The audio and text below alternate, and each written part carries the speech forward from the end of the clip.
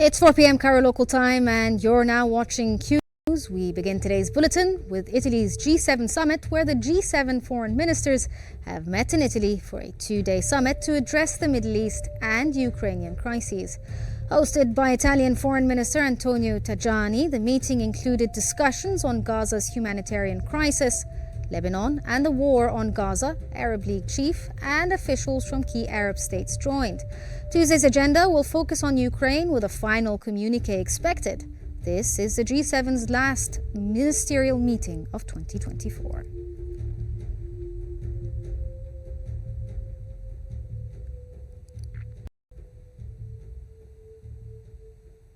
Egypt's minister has attended the G7 foreign ministers meeting in Foggia in Italy alongside Arab counterparts.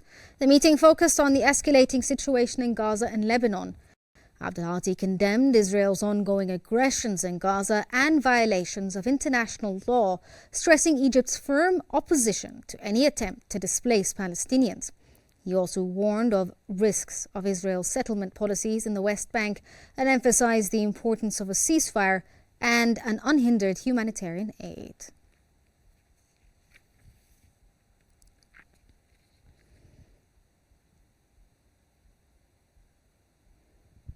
Egypt's Foreign Minister Badr Abdelhadi and the United States Secretary of State Antony Blinken discussed coordinating efforts to de-escalate tensions in the Middle East. That came as the two discussed the latest developments in the ceasefire negotiations for Gaza and Lebanon on the sidelines of the G7 foreign ministers meeting in Italy. Abdelhadi emphasized the dangers of Israel's aggressive policies and called for unhindered humanitarian aid to Gaza, citing a conference in Cairo on December 2nd. The Egyptian foreign minister stressed that regional stability requires Palestinian rights and the end of Israeli occupation. Additionally, they discussed the implementation of UN Security Resolution 1701 for Lebanon.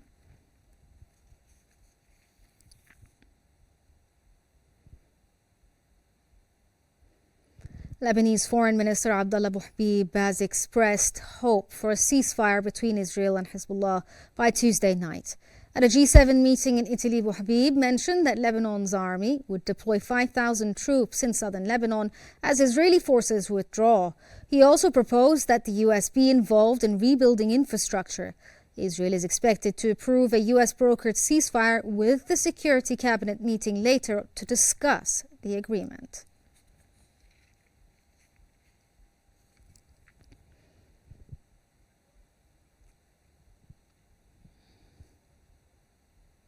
European Union Foreign Policy Chief Josep Borrell has urged Israel to approve the US-backed ceasefire deal with the Hezbollah.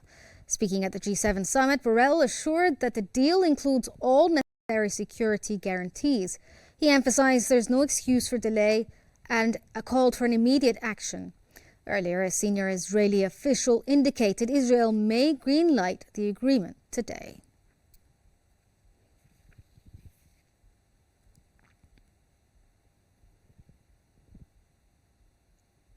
German Foreign Minister Annalena Baerbock has said Lebanon's ceasefire talks have gained momentum, with a resolution appearing closer.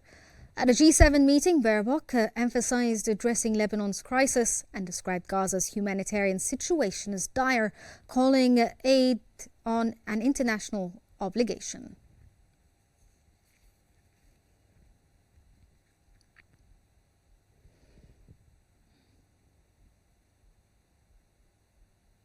United States Secretary of State Antony Blinken and Italian Foreign Minister Antonio Tajani have reaffirmed their commitment to Ukraine in its conflict with Russia.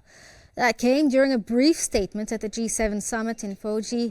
G7 leaders pledged to continue supporting Ukraine as long as necessary. The partnership between Italy and the United States has never been stronger.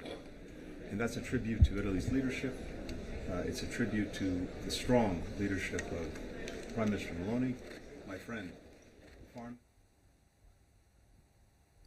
Italian Foreign Minister Antonio Tajani has said that the G7 nations are working to align on the International Criminal Court's arrest warrant for Prime Minister Netanyahu, which was issued last week. Speaking to G7 foreign ministers, Tajani stressed the need for unity on the matter. The United States, which is a G7 member, rejected the ICC's decision earlier today.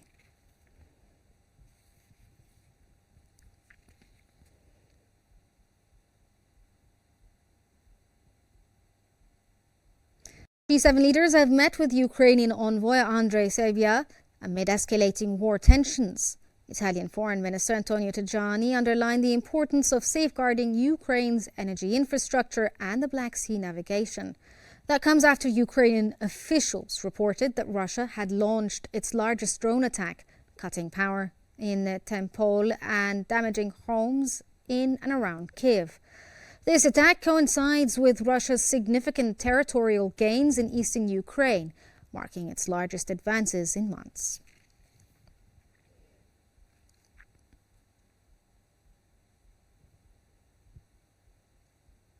French Foreign Minister Jean-Noël part Takishi at the G7 summit in Italy. That comes amid discussions on ICC arrest warrants for Israeli Prime Minister Benjamin Netanyahu and Israel's ex-defense chief over war crimes in Gaza. Italy seeks a G7 consensus on the ICC decision, but progress has been hindered by US opposition to the court's jurisdiction and Netanyahu's warrant. The G7 includes the United States, Italy, France, Germany, Britain, Canada, and Japan.